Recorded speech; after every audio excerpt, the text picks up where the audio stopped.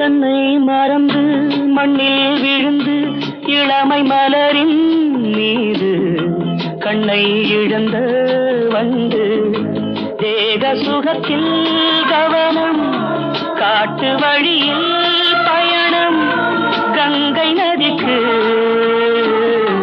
மண்ணில் அணையா இளமையெனும் பூங்காற்று.